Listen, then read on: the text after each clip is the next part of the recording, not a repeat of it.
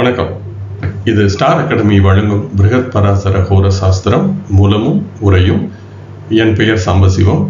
நாம் தொடர்ந்து இந்த அத்தியாயம் 10 சூத்திகாத்தியாய என்ற ஒரு குழந்தை பிறக்கின்ற சூழ்நிலை, அதனுடைய காலம், அதே போல அந்த பிறக்கின்ற இடத்தை சுற்றி அமைந்த நிகழ்வுகள் போன்றவற்றையெல்லாம் எப்படி கண்டறிவது என்பதை பராசரர் இந்த அத்தியாயத்தில் தொடர்ந்து பேசி வருகிறார்.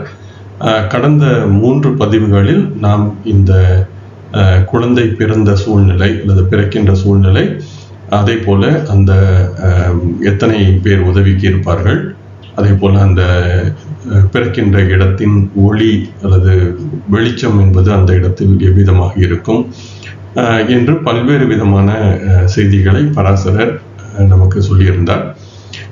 இது இந்த பதிவு இந்த அத்தியாயத்தின் இறுதி பதிவாகும். இந்த பதிவிலும் பராசரர் சில முக்கியமான செய்திகளை நமக்கு சொல்கிறார். பொதுவாக ஒரு குழந்தை பிறக்கும் பொழுது அம்மா அப்பா, அந்த குழந்தையின் அம்மா அப்பா இருவருமே அருகே இருந்து, அதாவது அம்மா பிரசவ அறையில் இருக்கும் பொழுது அந்த குழந்தையின் அப்பா அறைக்கு வெளியே காத்திருந்து, வெளிநாடுகளில் அப்பாவும் அந்த பிரசவ அறைக்குள் செல்ல அனுமதி உண்டு. எனவே தாய் தந்தையர் இருவரும் சேர்ந்தே அந்த குழந்தையை வரவேற்கின்ற நிகழ்வுகள் பொதுவாகவே நாம் காண கிடைப்பது ஒன்று. ஆனால் ஒரு சில குழந்தைகளின் பிறப்புகளின் போது அப்பா அருகில் இல்லாமல் போவதற்கான சூழ்நிலை என்பது பெரிதும் ஏற்படுகிறது. வேறு வேலை காரணமாக வெளியிடத்தில் இருக்கலாம், அல்லது இராணுவம் அல்லது காவல்துறை போன்ற ஏதேனும் ஒரு அவசர வேலை காரணமாக ஏதேனும் ஒரு இடத்தில் அப்பா சென்றிருக்கலாம், அல்லது அப்பாவிற்கு உடல்நிலை சரியாக இல்லாமலோ அல்லது வேறு ஏதேனும் ஒரு காரணத்திற்காகவோ அப்பா அருகில் இல்லாமல் குழந்தை பிறக்கின்ற வெகு குறைந்த சூழ்நிலைகள் என்பது நாம் காண கிடைப்பது. அது போன்ற ஒரு சூழ்நிலையை எப்படி கணக்கிடுவது? ஒரு குழந்தையின் அப்பா அந்த குழந்தை பிறக்கும் பொழுது அருகில் இருப்பாரா, இருக்க மாட்டாரா?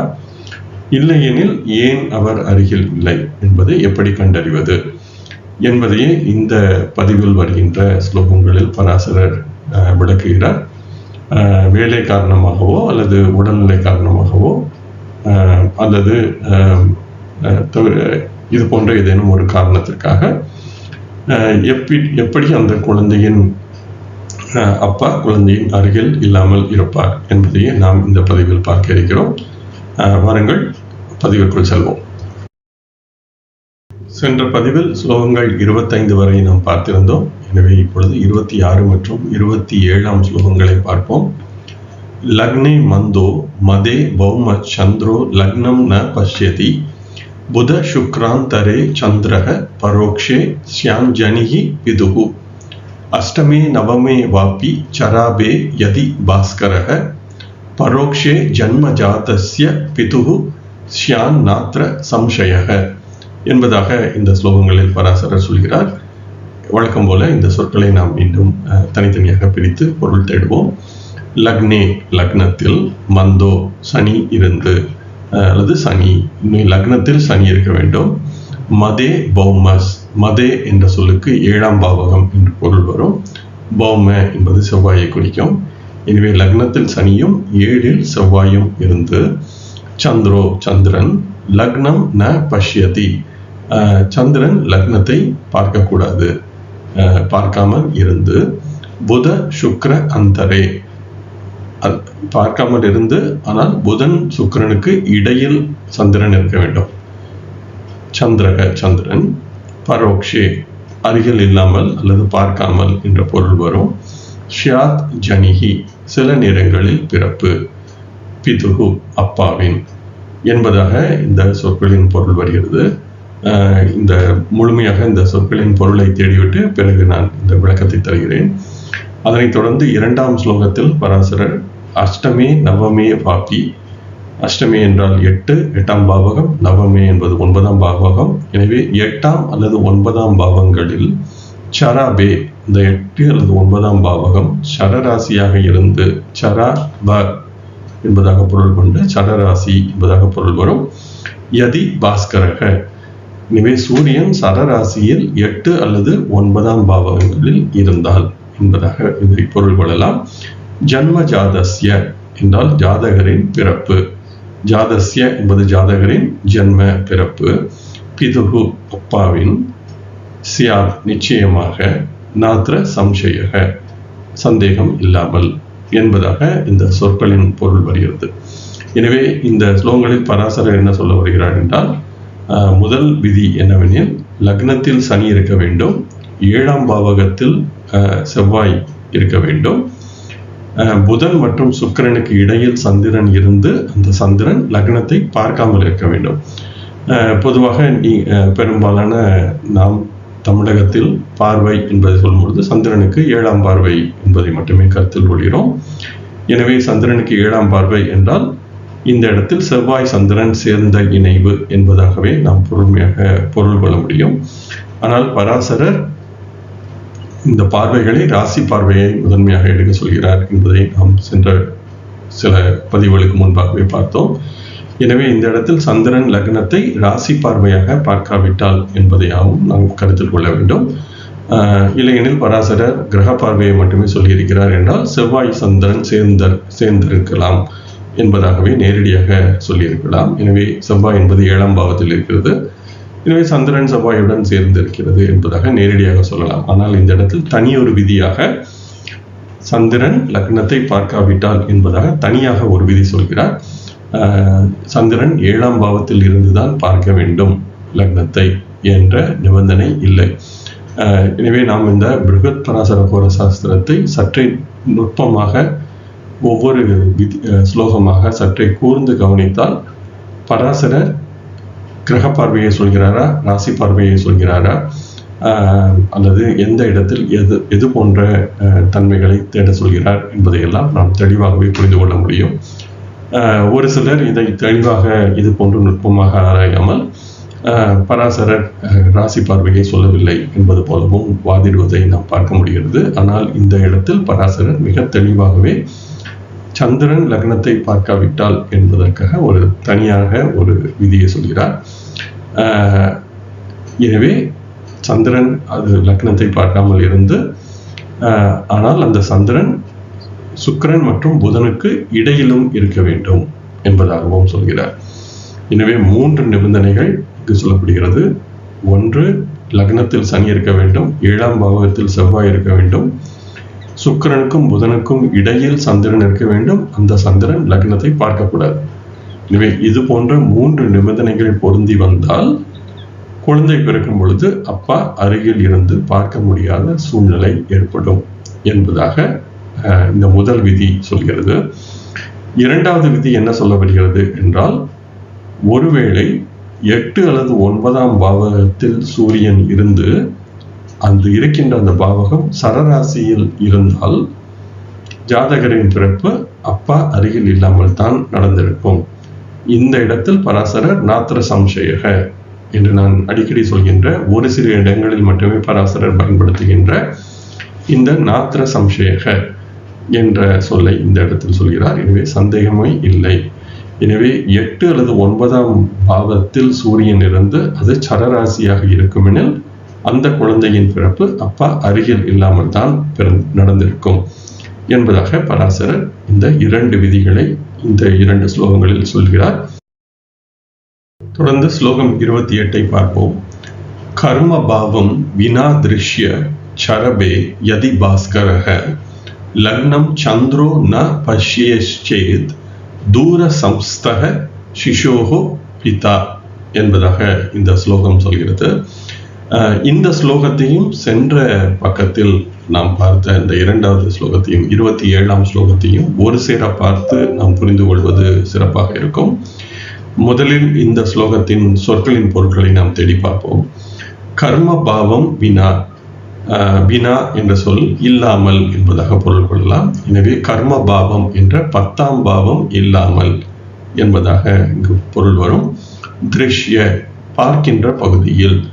எனவே இந்த திருஷ்ய அதிருஷ்ய என்ற பார்க்கப்பட முடிகின்ற ராசி மண்டல பகுதி, பார்க்கப்பட முடியாத ராசி மண்டல பகுதி என்பது பல்வேறு இடங்களில் ஜோதிடத்தில் தொடர்ந்து பலன் சொல்ல பயன்படுவதை நாம் பார்க்க முடிகிறது. இது பற்றி நான் ஏற்கனவே பல்வேறு இடங்களில் விளக்கி இருக்கிறேன். திருஷ்ய என்பது லக்ன மத்தியிலிருந்து 7ஆம் பாவகம் மத்தி வரை 10ஆம் பாவகம் வழியாக செல்கின்ற ராசி மண்டல பகுதி திருஷ்ய பாகமாகும். இந்த பகுதி ஏதேனும் ஒரு நிகழ்வு நடக்கும் பொழுதோ அல்லது குழந்தை பிறக்கிறது என்னும் பொழுதோ அந்த இடத்தில் ராசி மண்டலம் என்பது வானில் தெரிகின்ற நிலையில் இருக்கும். எனவே லக்ன மத்தியிலிருந்து 7ஆம் பாவகம் மத்தி வரை 10ஆம் பாவகம் வழியாக செல்கின்ற பகுதி அந்த 180 பாகை திருஷ்ய என்று சொல்லப்படுகிறது. லக்ன மத்தியிலிருந்து 7ஆம் பாவகம் மத்தி வரை 4ஆம் பாவகம் வழியாக செல்ல போகின்ற அந்த 180 பாகை என்பது அதிருஷ்ய என்ற தெரியாத பகுதி என்பதாக நாம் புரிந்து கொள்ள வேண்டும். எனவே இந்த இடத்தில் பராசரர் 10ஆம் பாவகம் மட்டும் இல்லாமல் கர்ம பாவம் வினா திருஷ்ய பார்க்கின்ற பகுதியில் சர ராசிகளில் யதி பாஸ்கரக சூரியன் இருந்தால் என்பதாக இந்த இடத்தில் சொல்கிறார். லக்னம் கூடுதலாக இன்னொரு நிபந்தனை, லக்னம் சந்திரனால் ந பஷ்யேத் பார்க்கப்படாவிட்டால் தூர சம்ஸ்தக வெகு தூரத்தில் இருக்கின்ற சிசோஹோ பிதா குழந்தையின் அப்பா என்பதாக இந்த ஸ்லோகத்தில் வருகின்ற இந்த சொற்களின் பொருள் வருகிறது. சென்ற பக்கத்தில் நாம் பார்த்த அந்த 27ஆம் ஸ்லோகத்தை ஒரு முறை நினைவில் கொண்டால் 8 அல்லது 9ஆம் பாவகத்தில் சூரியன் இருந்து அது சரராசியாக இருந்தால் குழந்தையின் அப்பா அருகில் இருக்க மாட்டார் குழந்தை பிறக்கும் பொழுது என்பதாக அந்த 2வது ஸ்லோகம் சொன்னது. எனவே 8 அல்லது 9ஆம் பாவகத்தில் அந்த பாவகம் சரராசியில் சூரியன் இருக்க வேண்டும், இருந்தால் குழந்தையின் அப்பா அருகில் இருக்க மாட்டார் என்பதாக சொல்லியிருந்தார். அதே விளக்கம்தான் இந்த இடத்தில் சற்றே மாறுபாட்டுடன் பராசரர் சொல்கிறார். தெரிகின்ற பகுதியில், எனவே 7ஆம் பாவக மத்தியிலிருந்து லக்னம் வரை லக்ன பாவக மத்தி வரை 10ஆம் பாவகம் வழியாக தெரிகின்ற பகுதியில் 10ஆம் பாவத்தை தவிர்த்து மற்ற இடங்களில் சரராசியில் சூரியன் இருந்து என்பது முதல் நிபந்தனை. கூடுதலாக லக்னம் சந்திரனால் பார்க்கப்படாவிட்டால் என்பதாக அந்த கூடுதல் நிபந்தனை என்பது வருகிறது. படாவிட்டால் அப்பா அருகில் இருக்க மாட்டார் குழந்தை பிறக்கும் பொழுது என்பதாக இந்த விதி சொல்கிறது. எனவே இந்த 2 விதிகளையும் ஒரு சேர பார்த்தால் 8, 9ஆம் பாவகத்தில் சூரியன் இருந்து அது சரராசியாக இருந்தால் அப்பா அருகில் பிறக்க மாட்டார். அதில் நாத்திர சம்சயக என்ற எந்த விதமான சந்தேகமும் இல்லை என்பதாக பராசரர் சொல்லியிருந்தார். அது தொடர்ந்து 10ஆம் பாவகம் தவிர மற்ற தெரிகின்ற பக்கத்தில் சரராசியில் சூரியன் இருந்து லக்னம் சந்திரனால் பார்க்கப்படாவிட்டால் அப்பா வெகு தூரத்தில் இருப்பார், அருகில் இருக்க மாட்டார் என்பதாகவும் சொல்கிறார். எனவே ஒருவேளை சூரியன் லக்னத்தில் இருக்கலாம், அல்லது 12ஆம் பாவகத்தில் இருக்கலாம், அல்லது 11ஆம் பாவகத்தில் இருக்கலாம். அதே போல 8, 9 அல்லது 7ஆம் பாவகத்தின் இறுதி 10-15 பாகையில் கூட சூரியன் இருக்கலாம். அப்படி இருந்து அது சரராசியாக இருந்து லக்னம் சந்திரனால் பார்க்கப்படாவிட்டால் அப்பா அருகில் இருக்க மாட்டார் என்பது இந்த கூடுதல் விதி. எனவே இந்த 27 மற்றும் 28ஆம் ஸ்லோகத்தை ஒரு சேர பார்த்து புரிந்து கொண்டால் நமக்கு தெளிவாக இந்த அப்பா அருகில் இருப்பாரா இருக்க மாட்டாரா என்பது பற்றி பராசரர் சொல்கின்ற இந்த விதி என்பது தெளிவாக புரியும் என்று நினைக்கிறேன். வாருங்கள் தொடர்போம். தொடர்ந்து ஸ்லோகங்கள் 29 மற்றும் 30 இரண்டையும் பார்ப்போம். ராத்ரௌ ஜன்ம யதா யஸ்ய பௌம யுக்தக சனைஷ்சரக சரஸ்தக பரதேஷே து தாதஸ்ய நிதனம் வதேத் அஷ்டமே வா வியயே பாபா லக்னேஷோ பல சம்யுதக சுகேயத நவமே வாபி ரோகயுத்தகஸ் ததா பிதா என்பதாக இந்த ஸ்லோகம் சொல்கிறது. முதலில் இதில் வருகின்ற சொற்களை நாம் பிரித்து அதன் பொருள் என்ன என்பதை தேடுவோம். ராத்ரவ் என்றால் இரவில், ஜன்ம இரவில் குழந்தை பிறந்தால், யதா யஸ்ய என்றால் ஒருவேளை குழந்தை இரவில் பிறந்து இருந்தால் பௌம யுத்தக செவ்வாயுடன் சேர்ந்த, பௌம என்பது செவ்வாயை குறிக்கும், யுத்த என்பது சேர்தல் என்பதை குறிக்கும். எனவே செவ்வாயுடன் சேர்ந்த சனைஸ்சரக சனி என்ற கிரகம். எனவே இந்த அத்தியாயத்தின் முதல் பகுதியிலேயே இரவில் பிறந்த குழந்தைக்கு சனி என்பது அப்பாவை குறிக்கும் என்பதை நாம் பார்த்திருந்தோம். எனவே இந்த இடத்தில் செவ்வாய் சனியுடன் சேர்தல் என்பது செவ்வாய் அப்பாவை குறிக்கின்ற கிரகத்துடன் சேர்கிறது என்பதையும் நாம் இங்கு நினைவில் கொள்ள வேண்டும். அது இருந்து சரஸ்தக என்றால் சர ராசிகள், சர இடங்களில், தக என்ற இந்த சொல்லுக்கு இடங்கள் என்று பொருள் வரும். எனவே சர ராசிகளில் சரஸ்தக பரதேசேது பரதேச என்ற வெளிநாட்டில் தாதஸ்ய தாத என்ற அந்த சொல்லின் பொருள் அப்பா என்பதாகும். எனவே அப்பாவின் நிதனம் என்ற சொல்லுக்கு இறப்பு அல்லது அழிவு அல்லது ஏதேனும் பெரிய பிரச்சனை என்பதாகவும் பொருள் உண்டு.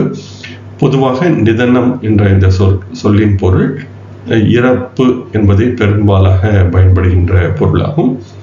ஆனால் இது மற்ற வகையான பொருளும் அதாவது அழிவு அல்லது பெரிய பிரச்சனை போன்ற வகையான பொருளும் இருக்கிறது. ஆனால் சாதாரண பொருள் நிதனம் என்பதற்கு இறப்பு என்பதே பொருளாக இருக்கிறது.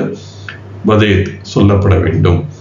அதனைத் தொடர்ந்து அஷ்டமே வா 8ஆம் பாவத்திலோ, வியே 12ஆம் பாவத்திலோ பாபா பாவர்கள், லக்ன ஈஷோ என்றால் லக்ன அதிபதி, ஈஷ என்பதை அதிபதி என்பதாக பொருள் வரும், தலைவர் அதிபதி என்பதாக. எனவே லக்னாதிபதி பல சம்யுதக பலம் கொண்டு இருந்தால், சுகே சுக பாவம் என்ற 4ஆம் பாவத்திலோ, நவமே வாபி 9ஆம் பாவத்திலோ பலம் கொண்டு லக்னாதிபதி இருந்தால், ரோக யுத்தகஸ் நோய்வாய்ப்பட்ட ததா பிதா அந்த குழந்தையின் அப்பா என்பதாக இந்த 2 வகையாக அப்பாவுக்கான பிரச்சனைகளை இந்த இடத்தில் பராசரர் சொல்கிறார். எனவே முதலில் இரவில் குழந்தை பிறந்து இருந்து செவ்வாய் சனி இரண்டும் சேர்ந்து சரராசியில் இருந்தால் என்பது முக்கியமான ஒன்று. எனவே செவ்வாய் சனி சேர்க்கை என்பது மட்டும் போதாது, அந்த செவ்வாய் சனி இரண்டும் சேர்ந்து சரராசியில் இருந்தால் வெளிநாட்டில் அல்லது வெளியூரில் அப்பாவின் இறப்பு என்று சொல்லப்பட வேண்டும். எனவே இந்த பிருகத் பராசர ஹோர சாஸ்திரம் எழுதும் பொழுது பரதேச என்பது வெளிநாடு என்று நாம் இன்று சொல்கின்ற வெளிநாடாகத்தான் இருக்க வேண்டும் என்ற அவசியம் இல்லை. இப்பொழுது சேர நாட்டில் இருந்தால் கூட பாண்டிய நாடு என்பது வெளிநாடு என்பதாக சொல்லப்படலாம், அல்லது பாண்டிய நாட்டுக்கு பல்லவ நாடு என்பது வெளிநாடு என்பதாக சொல்லப்படும். எனவே இந்தியாவிற்குள்ளே கூட வேறு ஒரு பகுதியில், மாநிலத்தில் கூட வேறு ஒரு பகுதியில், இப்போ மதுரையில் குழந்தை பிறக்கிறது என்றால் அப்பா சென்னையில் இருக்கலாம் அல்லது கன்னியாகுமரியில் இருக்கலாம் என்று ஏதேனும் வேறு ஒரு பகுதியில் கூட இருக்க வாய்ப்பு இருக்கிறது. எனவே வெளிநாட்டில் அல்லது வெளியூரில் அப்பாவின் இறப்பு என்று சொல்லப்பட வேண்டும் என்பது இந்த முதல் விதி சொல்வது. இரண்டாவதாக 8ஆம் பாவத்திலோ அல்லது 12ஆம் பாவத்திலோ பாவர்கள் பலமாக இருக்க, லக்னாதிபதியும் 4ஆம் பாவத்திலோ அல்லது 9ஆம் பாவத்திலோ பலம் கொண்டு இருந்தால், எனவே 4ஆம் பாவகம் என்பது அம்மாவை குறிக்கின்ற பாவகம், 9ஆம் பாவகம் என்பது அப்பாவை குறிக்கின்ற பாவகம். எனவே அந்த குழந்தையின் லக்னாதிபதி 4இலோ அல்லது 9இலோ பலமாக இருந்து, ஆனால் 8 மற்றும் 12இல் பாவர்கள் இருந்தால் அந்த குழந்தையின் அப்பா நோய்வாய்ப்பட்ட நிலையில் இருக்கிறார் என்று சொல்ல வேண்டும். எனவே குழந்தையின் 8, 12ஆம் பாவர்கள் இருக்க, 8 அல்லது 12இல் பாவர்கள் இருக்க, ஆனால் குழந்தையின் லக்னாதிபதி 4 அல்லது 9இல் பலமாக இருந்தால், பலமாக என்பதும் முக்கியமாக சொல்ல வேண்டும், பலமாக இருந்தால் அந்த குழந்தையின் அப்பா நோய்வாய்ப்பட்ட நிலையில் இருக்கிறார், ஆனால் உயிருக்கு பிரச்சனை இல்லை என்பதாக. எனவே அந்த லக்னாதிபதி, குழந்தையின் லக்னாதிபதி பலமாக இருந்து அம்மா அப்பாவை சொல்கின்ற ஏதோ ஒரு பாவத்தில் பலமாக இருத்தல் என்பதை பராசரர் மேற்கோள் காட்டுவதால், அது போன்ற ஒரு நிலையில் இருந்தால் அப்பாவுக்கு உடம்பு சரியில்லை, ஆனால் அப்பா நோய்வாய்ப்பட்ட நிலையில் இருக்கிறார் இந்த குழந்தை பிறக்கும் பொழுது என்பதாக நாம் புரிந்து கொள்ள வேண்டும் என்பதாக இந்த 2 ஸ்லோகங்களில் பராசரர் அப்பாவிற்கான உடல்நிலை பற்றி இந்த இடத்தில் சொல்கிறார். இந்த அத்தியாயத்தின் இறுதி 2 ஸ்லோகங்களான 31 மற்றும் 32ஆம் ஸ்லோகங்களை இந்த இடத்தில் பார்ப்போம். லக்னஸ்தம் ச பலம் சூரிய சனி பௌமௌ பிரபஸ்யதஹ ஜன்மகாலே ததா தஸ்ய ரோகயுக்தஹ பிதா பவேத் சதுர்த்தே தசமே வாபி சனி பௌமார்க்க கேச்சராஹ சுப சம்பந்த ஹீனாஸ்சேத்ததா பித்ரு சுகம் நஹி என்பதாக இந்த ஸ்லோகம் சொல்கிறது. எனவே இந்த சொற்களின் பொருள் என்ன என்பதை தேடுவோம். லக்னஸ்தம் என்றால் லக்னத்தில் இருக்கின்ற என்ற பொருள் வரும். ச பலம் சூரிய, இந்த ச என்ற எழுத்து ஏதேனும் சொல்லுக்கு முன்பாக வந்தால் கூடுதலான, சேர்ந்த, பொருந்திய என்ற பொருள் வரும். எனவே ச பலம் என்றால் பலம் பொருந்திய என்பதான பொருள் வேண்டும். எனவே ச பலம் சூரிய என்றால் பலம் பொருந்திய சூரியன். எனவே லக்னத்தில் பலம் பொருந்திய சூரியன். சனி பௌமௌ, சனி மற்றும் செவ்வாய். பிரபஸ்யதஹ என்றால் பார்த்த என்பதான பொருள் வரும். இந்த இடத்தில் இருவரும் சேர்ந்து பார்க்க என்பதான பொருள் வரும். எனவே சனியும் பார்க்க வேண்டும், செவ்வாயும் பார்க்க வேண்டும். இதுவும் அந்த சமஸ்கிருத இலக்கணத்தின் அடிப்படையில் அந்த தக என்ற அந்த சொல் வருவதால் இது 2 பேரும் பார்த்தல் என்ற பொருள் வரும். ஜன்ம காலே ததா, குழந்தை பிறக்கின்ற நேரத்தில், தஸ்ய அதன் இந்த குழந்தையின், ரோக யுத்தக என்றால் நோய்வாய்ப்பட்ட, பிதா பவேத் அப்பா இருப்பார். எனவே லக்னத்தில் சூரியன் பலம் பொருந்தி இருந்து சனி மற்றும் செவ்வாய் இருவரும் சேர்ந்து பார்க்க அப்பாவிற்கு உடல்நிலை சரியாக இருக்காது குழந்தை பிறக்கின்ற நேரத்தில். எனவே இந்த பலம் பொருந்திய சூரியன் லக்னத்தில் இருப்பதால் அப்பாவின் உயிருக்கு எந்த விதமான ஆபத்தும் இல்லை. ஆனால் சனி செவ்வாய் இருவரும் சேர்ந்து பார்ப்பதால் அப்பாவிற்கு உடல்நிலை சரியாக இருக்காது என்பதாக இதை நாம் எளிதாக புரிந்து கொள்ளலாம். அதனைத் தொடர்ந்து சதுர்த்தே 4ஆம் பாவத்திலோ, தசமே வாபி அதாவது 4ஆம் பாவத்திலோ அல்லது 10ஆம் பாவத்திலோ சனி பௌம, சனி மற்றும் செவ்வாய், அர்க கேச்சராக சூரியன் போன்ற கிரகங்கள். இந்த இடத்தில் சனி செவ்வாய் சூரியன் 3ம் சேர்ந்து இருக்க வேண்டும் என்பதான பொருள் வருகிறது. எனவே இந்த கேச்சராக என்ற அந்த சொல் பன்மையை குறிக்கும். அது சமஸ்கிருதத்தில் ஒருமை, இருமை, பன்மை என்பதாக சொல்லியிருந்தேன். இந்த கேச்சராக என்ற சொல் பன்மையை குறிக்கும். எனவே இது இருமை இல்லை, பன்மை. எனவே சனி செவ்வாய் சூரியன் என்ற கிரகங்கள்.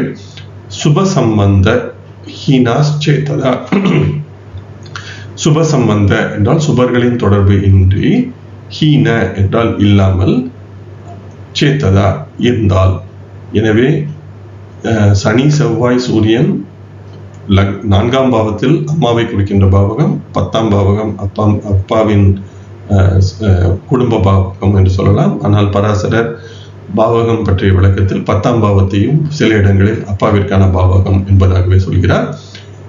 எனவே 4ஆம் பாவத்திலோ அல்லது 10ஆம் பாவத்திலோ சனி செவ்வாய் சூரியன் இருந்து சுபர்கள் தொடர்பு இன்றி இருந்தால் பித்ரு சுகம், அப்பாவிற்கு இன்பம் அல்லது சுகம் நகி இல்லை என்பதாக இந்த ஸ்லோகம் சொல்கிறது. எனவே இந்த இடத்திலும் 2 விதமான விதிகளை பராசரர் சொல்கிறார். ஒன்று, லக்னத்தில் இருக்கின்ற பலம் பொருந்திய சூரியனை சனி செவ்வாய் இருவரும் சேர்ந்து பார்த்தால் இருவரும் இணைந்திருக்க வேண்டும் என்ற அவசியம் இல்லை. ஆனால் இருவரும் தனித்தனியாக கூட பார்க்கலாம். ஆனால் 2 கிரகங்களும் பார்க்க வேண்டும். அந்த குழந்தை பிறக்கும் நேரத்தில் அப்பாவிற்கு நோய்வாய்ப்பட்ட நிலையில் இருப்பார் என்பதாக சொல்லலாம். 4ஆம் பாவத்திலோ அல்லது 10ஆம் பாவத்திலோ சனி செவ்வாய் சூரியன் சுபர்கள் தொடர்பின்றி இருந்தால் குழந்தை பிறக்கின்ற சூழ்நிலையில் அப்பாவிற்கு இன்பம் அல்லது இன்பம் இல்லை, அல்லது அவர் ஏதேனும் ஒரு பிரச்சனையில் இருப்பார், அல்லது ஏதேனும் ஒரு குடும்பத்தில் அவ்வளவு ஒரு சிறப்பான ஒரு அமைதியான சூழ்நிலை இருக்க வாய்ப்பில்லை. எனவே 10 என்பதை நாம் 9ஆம் பாவகத்தை அப்பாவின் பாவகம் என்று கொண்டால் 9க்கு 2 10ஆம் பாவகம், அதில் பாவர்கள் இருப்பதால் குடும்பத்தில் அப்பாவின் குடும்பம் என்பதாக பொருள் கொண்டு குடும்பத்தில் பிரச்சனைகள் இருக்கும், அல்லது அப்பாவிற்கு அந்த நேரத்தில் ஒரு இன்பமான ஒரு சூழ்நிலை இருக்காது. எனவே அந்த குழந்தையின் வரவு அல்லது அந்த குழந்தையின் பிறப்பு என்பது அந்த குடும்பத்தில் ஒரு சில பிரச்சனைகள் சூழ்ந்த ஒரு நிலையிலேயே அந்த குழந்தை பிறக்கும் என்பதாக இந்த ஸ்லோகத்தின் பொருளை நாம் புரிந்து கொள்ள முடியும். நாம் ஏற்கனவே பேசியது போல இந்த 10ஆம் பாவகத்தில் நாம் பார்த்த இந்த ஸ்லோகங்கள் பெரும்பாலான பிருகத் பராசர ஹோர சாஸ்திர நூல்களில் காணப்படுவதில்லை. இது திரு ஜி.சி. சர்மா எழுதிய ஆங்கில நூலில் இருக்கிறது. அதே போல திரு தேவச்சந்திர ஜா என்பவர் எழுதிய ஹிந்தியில் எழுதிய நூலில் இருக்கிறது. மற்ற பிருகத் பராசர ஹோர சாஸ்திர நூல்களில் இந்த அத்தியாயம் என்பது பெரும்பாலும் இல்லை. எனவே இந்த அத்தியாயத்தில் காணப்பட்டுள்ள இந்த இதுவரை நாம் பேசிய பல்வேறு விதமான இந்த ஸ்லோகங்களை நாம் ஜாதகத்தில் பயன்படுத்தி பார்த்து எந்த வகையில் இது பொருந்தி இருக்கிறது, பொருந்தவில்லை என்பதை நாம் தொடர்ந்து தேடினால் மட்டுமே இந்த ஸ்லோகங்கள் எவ்வளவு சிறப்பானவை என்பது நமக்கு தெரிய வரும். அதே போல பராசரர் ஒரே ஒரு இடத்தில் மட்டும் இந்த ஸ்லோகங்களில் நாத்திர சம்சய என்பதை சொல்லியிருந்தார். அதாவது சூரியன் சரராசியில் 8 அல்லது 9ஆம் பாவத்தில் இருந்தால் குழந்தை பிறக்கும் பொழுது அருகில் இருக்க மாட்டார் என்பதாக அந்த இடத்தில் நாத்திர சம்சய என்பதை சொல்லியிருந்தார். எனவே உங்களுக்கு தெரிந்த ஏதேனும் ஜாதகத்தில் இது போன்ற ஒரு சூரியன் 8 அல்லது இது நாம் பார்க்கும் பொழுது 8 அல்லது 9ஆம் பாவத்தில் பார்க்க வேண்டும். நாம் 8ஆம் ராசியிலோ 9ஆம் ராசியிலோ சென்று தேடக்கூடாது. 8 அல்லது 9ஆம் பாவத்தில் பார்க்க வேண்டும். சூரியன் இருப்பது சரராசியாக இருக்க வேண்டும். எனவே அது போன்ற நிலையில் அப்பா அருகில் இல்லாமல் அந்த குழந்தை பிறந்ததா என்பதையும் உங்களுக்கு தெரிந்த ஜாதகங்களில் தேடி பார்த்து இந்த செய்தியை பகிருங்கள். எனவே இந்த இடத்தில் பராசரர் நாத்திர சம்சய என்பதை சொல்லியிருந்தார். எனவே அந்த எனக்கு என்னுடைய அனுபவம், சிறிய அனுபவத்தின்படி எங்கெல்லாம் பராசரர் இந்த நாத்திர சம்சய என்பதை சொல்லியிருக்கிறாரோ அங்கெல்லாம் அவர் மிகவும் உறுதியாக வேறு விதிகள் எதுவும் தேவையில்லை, இது இருந்தால் இது நடக்கும் என்பது போன்று சொல்லியிருக்கிறார். எனவே இது போன்ற ஜாதகங்கள் உங்களுக்கு கிடைத்தால் அதில் உள்ள செய்திகளை மீண்டும் பகிருமாறு கேட்டுக்கொள்கிறேன். இதை அடுத்து வருகின்ற அத்தியாயம் அரிஷ்டாத்தியாயம் என்று சொல்லப்படுகின்ற பாலாரிஷ்டம் என்ற குழந்தை பிறந்த உடனேயே அந்த குழந்தைக்கோ அல்லது குடும்பத்தினருக்கோ நிகழ்கின்ற துன்பம் அல்லது பிரச்சனைகள் போன்றவற்றை எல்லாம் பேசுகின்ற அரிஷ்டாத்தியாயம் என்பதையே அடுத்து வருகின்ற அத்தியாயமாக இருக்கிறது. இந்த அரிஷ்டாத்தியாயத்திலும் பல்வேறு மொழிபெயர்ப்பு பிரச்சனைகள் இருக்கின்றன. பல்வேறு நான் படித்தவரை கிட்டத்தட்ட ஒரு 7-8 பிருகத் பராசர ஹோர சாஸ்திர நூல்களை பார்த்திருக்கிறேன். அனைவரும் ஒரு சில ஸ்லோகங்களுக்கு அவர்களுக்கு தோன்றிய வகையில் மொழிபெயர்த்திருக்கிறார்கள். எனவே நிறைய பிழைகள் இருக்கின்றன. என்னால் இயன்ற அளவு பிழைகளை தவிர்த்து அந்த அல்லது எனக்கு ஏதேனும் புரியவில்லை என்றால் அதையும் நேரடியாகவே எனக்கு இது சரியாக தெரியவில்லை என்பதாக சொல்லி உங்களுடைய கருத்திற்கும் அதை விட்டுவிட முயன்றிருக்கிறேன். எனவே அந்த அரிஷ்டாத்தியாயம் என்பதும் ஒரு முக்கியமான ஒரு பகுதி. எனவே அதுவே அடுத்து வருகின்ற 11ஆம் அத்தியாயத்தில் தொடர இருக்கிறது. இந்த அத்தியாயத்தில் பராசரர் அப்பாவிற்காக பிரச்சனைகள் என்பதையெல்லாம் அல்லது அப்பா இறந்த குழந்தை பிறக்கும் பொழுதே அப்பா இல்லாத ஒரு சூழ்நிலை போன்றவற்றை எல்லாம் சொல்லியிருக்கிறார். எனவே இந்த 3 அத்தியாயங்களை, அதாவது குழந்தை பிறந்த சூழ்நிலை, பாலாரிஷ்டம் என்ற 2 அத்தியாயத்தையும், இந்த 10ஆம் அத்தியாயம் 11ஆம் அத்தியாயம் இரண்டையும் 12ஆம் அத்தியாயத்தில் சொல்லப்பட்டுள்ள விதி விலக்குகளுடன் சேர்ந்து பார்த்தால் மட்டுமே இது பற்றிய ஒரு முழுமையான பார்வை என்பது கிடைக்கும். எனவே நாம் இப்பொழுது ஒவ்வொரு ஸ்லோகமாக பார்த்து வருவதால் நேரடியாக இந்த விதிகளை பயன்படுத்தி பார்த்து இது நடக்கவில்லை அல்லது நடந்திருக்கிறது என்பதாக நாம் நேரடியான முடிவுக்கு வர முடியாது. ஏனெனில் இந்த 10ஆம் அத்தியாயத்திலும் பராசரர் பிரச்சனைகள் அல்லது குழந்தை பிறந்த சூழ்நிலையில் உள்ள பிரச்சனைகள் போன்றவற்றை பேசுகிறார். அடுத்து வருகின்ற 11ஆம் அத்தியாயம் பாலாரிஷ்டம் பற்றி இருக்க போகிறது. இதன் பிறகு இந்த அரிஷ்ட பங்கம் என்பது, இந்த பாலாரிஷ்டம் இது போன்ற பிரச்சனைகள் தீருகின்ற கிரக அமைப்புகள் இருக்கிறதா இல்லையா என்பதையும் பார்க்க வேண்டும் என்பதையும் பராசரர் இந்த 12ஆம் அத்தியாயத்தில் பேசுகிறார். எனவே இந்த 10, 11, 12 என்ற 3 அத்தியாயத்தையும் ஒரு சேர பார்த்து புரிந்து கொண்டால் மட்டுமே விதிகள் எவ்விதம் செயல்படுகின்றன என்பது நமக்கு தெரிய வரும்.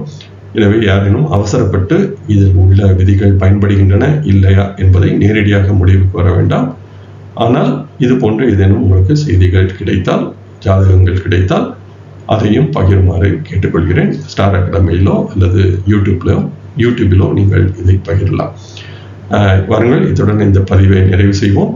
நீங்கள் அனைவரும் இணைந்து என்னுடன் இந்த பிருகத் பராசர ஹோர சாஸ்திரம் என்ற முக்கியமான ஒரு மூல நூலை கற்கின்ற முயற்சியில் தொடர்ந்து பயணித்து வருவதற்கு மிக்க நன்றி. வாருங்கள், தொடர்வோம் நம் பயணத்தை. நன்றி, வணக்கம்.